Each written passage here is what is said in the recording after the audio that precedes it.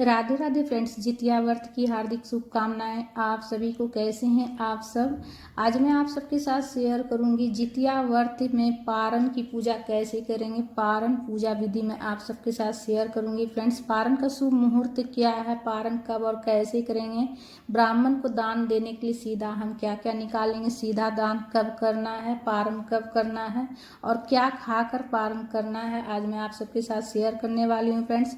सबसे पहले 15 तारीख को जो है ना आप जो है ना पारण कीजिएगा। 15 सितंबर को सुबह स्नान कर स्वच्छ वस्त्र पहन लीजिएगा। उसके बाद जहाँ पर पूजा कीजिएगा वहाँ अच्छे से साफ सफाई करके जल के छींटे देकर शुद्ध कर लीजिएगा। स्वच्छ जल में गंगा जल मिला कर लीजिएगा। उसके बाद देखिए तोरई का पत्ता, जो झिंगली का पत्ता है वो आपको लेना है। अगर नहीं मिले झिंगली का पत्ता तो ऐसे में आप जो है ना सखुआ का पत्ता भी ले सकते हैं या फिर अखबार भी ले सकते हैं। अखबार के ऊपर भी रख कर पूज सकते हैं, इसलिए कि हर जगह नहीं मिल पाता है झिंगली का पत्ता। तो ऐसे में आप जो है ना आप कोई भी पत्ता के ऊपर रख कर, केला का पत्ता, आम का पत्ता, उसके ऊपर भी आप पूज सकते हैं। अशोक का पत्ता उसके ऊपर भी रख कर आप पूज सकते हैं। तो 3 पत्ता हमने लगाया, एक जीमूत वाहन भगवान जी के लिए और चीलों के लिए और एक सियारन के लिए। अगर आपके सास ससुर जीवित नहीं हो तो उनके लिए भी आप जो है ना पत्ता लगा लीजिएगा, 2 पत्ता और लगा लीजिएगा सास ससुर जीवित नहीं हो तो। और अगर सास ससुर जीवित हो तो आप बस 3 पत्ता ही लगाइएगा, ठीक है। इस बात का खास ध्यान रखिएगा। सास ससुर दोनों में से कोई एक भी जीवित हो तो भी आपको 3 पत्ता रखकर ही पूजा करना है। और सास ससुर दोनों अगर नहीं हो तब आप 5 पत्ता लगाकर पूजिएगा। जैसे कि आपके सास ससुर दोनों में से कोई एक जीवित हो तब आप 3 पत्ता पर ही पूजिएगा, ठीक है। हमारे इधर ऐसे ही होता है फ्रेंड्स। और देखिए खीरा इसमें विशेष रूप से पूजा में चढ़ाया जाता है। खीरा और मटर चढ़ाया जाता है भिगोया हुआ, या फिर चना चढ़ाया जाता है भिगोया हुआ। छोटा वाला जो कुसिया केराव हमारे इधर बोलते कि कुसिया केराव भी पूजा में चढ़ाया जाता है। और छोटा छोटा मटर होता है वो, और भिगोया हुआ चना, ये दोनों चीज़ चढ़ाया जाता है। दोनों में से जो आपके यहाँ चढ़ाया जाता है वो ले लीजिएगा, भिगोया हुआ चना या फिर और मटर। और खीरा को काट लीजिएगा। और सबसे पहले हम दीपक प्रज्वलित कर लेंगे, इसलिए कि हमारी पूजा का साक्ष्य दीपक होता है। जब हम पूजा करते हैं तो हमारे पूजा जो है ना साक्ष्य कोई तो होना चाहिए ना, तो हमारे जो अग्निदेव हैं वो होते हैं हमारे पूजा का साक्ष्य, इसलिए सबसे पहले दिया जलाया जाता है। और उसके बाद हम अगरबत्ती धूप बत्ती जो हो वो भी जला लेंगे। तो देखिए 15 जो है ना पंद्रह सितंबर को पारण किया जाएगा। और उस दिन सोमवार पड़ रहा है। 14 तारीख को व्रत रखा जाएगा। 13 तारीख से शुरू होगी, 13 तारीख को नहाए खाए है, 14 तारीख को व्रत रखा जाएगा और 15 सितंबर को पारण किया जाएगा 2025 में, ठीक है। उसके बाद धूप प्रज्वलित करके भी हमने धूप भी रख लिए। उसके बाद जल के छींटे देकर हम सभी भगवान जी को भाव से स्नान कराएंगे। इसमें हम कोई भी आकृति नहीं बनाएंगे, मिट्टी से भी नहीं बनाएंगे, ना ही सुपारी के स्वरूप में बनाएंगे। इसमें सिर्फ भाव से पूजा जाता है, ठीक है। जल के छींटे देकर सबसे पहले जीमूत वाहन भगवान जी को पूजेंगे। सबसे पहले जीमूत वाहन भगवान जी को पूजा जाता है। रोली चंदन से तिलक कर लीजिएगा, पत्ता को ऊपर ही फूल चढ़ा लीजिएगा। फूल नहीं हो तो कोई बात नहीं, आप जो है ना बिना फूल के भी आप पूजा कर सकते हैं। सिर्फ आप जल के छींटे देकर रोली चंदन समर्पित करके, और जो चना रहेगा चना और खीरा चढ़ा लीजिएगा, ठीक है। उसके बाद हम चीलो और सियारन को भी सिंदूर लगा लेंगे, इसलिए कि चीलो और सियारन 2 बहनें रहती है तो उनको सिंदूर लगाया जाता है। और जीमूत वाहन भगवान जी देवता है तो उनको रोली चंदन लगाया जाता है, ठीक है। उसके बाद जीमूत वाहन भगवान जी की पूजा करने के बाद हम चीलो और सियारन को पूजा कर लेंगे। चीलो सियारन का पूजा कर लेंगे, सिंदूर लगा लेंगे। 5-5 बार दोनों पत्ता पर लगा लीजिएगा, 5-5 बार दोनों पत्ता पर टीक दीजिएगा सिंदूर लंबा लंबा करके। उसके बाद फूल चढ़ा लेंगे। फूल नहीं हो तो कोई बात नहीं, बिना फूल के भी पूजा कर सकते हैं। उसके बाद हम खीरा चढ़ा लेंगे और जो कटा हुआ जो खीरा है और चना चढ़ा लेंगे। दोनों पत्ता के ऊपर खीरा और भिगोया हुआ चना। आपके यहाँ अगर मटर चढ़ाया जाता हो तो आप मटर भी चढ़ा सकते हैं, ठीक है। उसके बाद दोनों पत्ता के ऊपर चढ़ा लेंगे।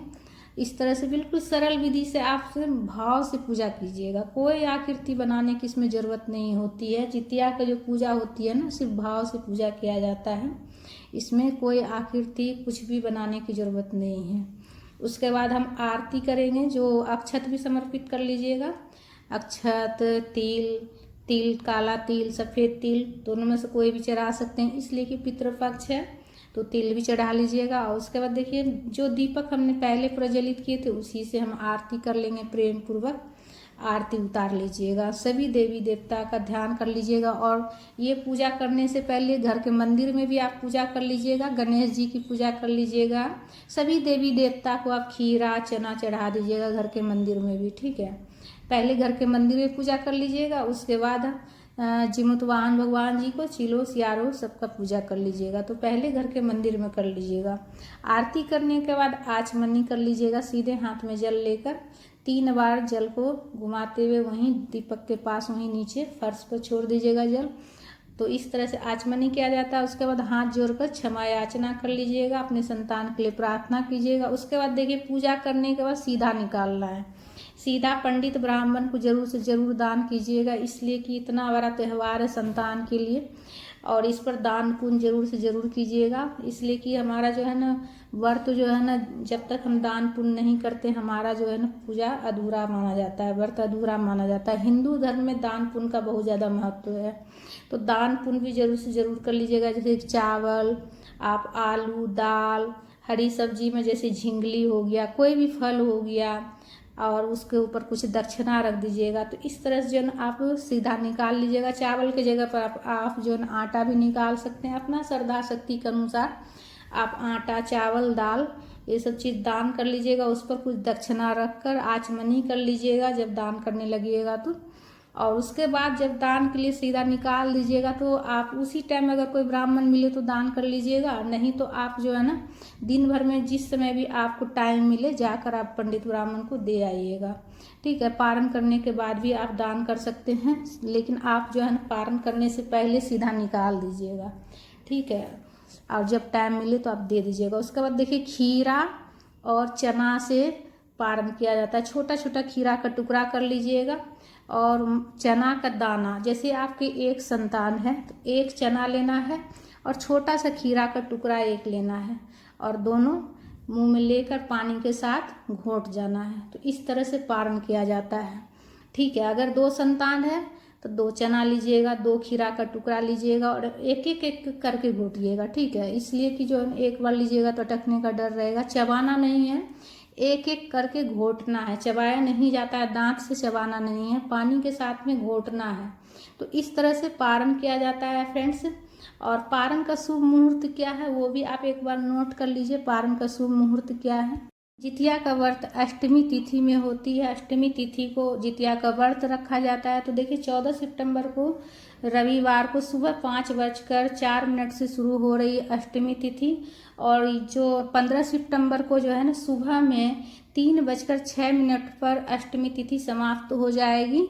तो आप जो है ना 15 सितंबर को सूर्य उदय के साथ जो है ना आप अपना व्रत पारण कर सकते हैं। सूर्य उदय के बाद आप कभी भी पारण कर सकते हैं, इसलिए कि अष्टमी तिथि सूर्य उदय से पहले ही जो है ना समाप्त हो जाएगी। 3:06 पर सुबह मॉर्निंग में समाप्त हो जाएगी अष्टमी तिथि। तो सूर्य उदय के बाद आप पारण कर सकते हैं। सुबह सूर्य उदय होते ही आप जो है ना पूजा करके पारण कर लीजिएगा और ब्राह्मण को दान दक्षिणा देकर पारण कीजिएगा, ठीक है। तो फ्रेंड्स हमारा वीडियो आप सबको कैसा लगा? अगर अच्छा लगा है तो लाइक ज़रूर कर लीजिएगा। और खीरा और चना घोटने के बाद उसके बाद आप कोई भी भोजन जैसे ग्रहण कर सकते हैं, दाल, चावल, रोटी, सब्जी आपके यहाँ जो भी बनता हो वो आप खा सकते हैं। लेकिन सबसे पहले आपको जो है ना खीरा और मटर या फिर चना यही घोट कर आपको पारण करना है, ठीक है। आपके यहाँ अगर मटर घोटा जाता हो तो आप मटर घोट लीजिएगा या फिर चना घोट सकते हैं, भिगोया हुआ चना और खीरा का टुकड़ा घोट कर आपको पारण करना है फ्रेंड्स। राधे राधे।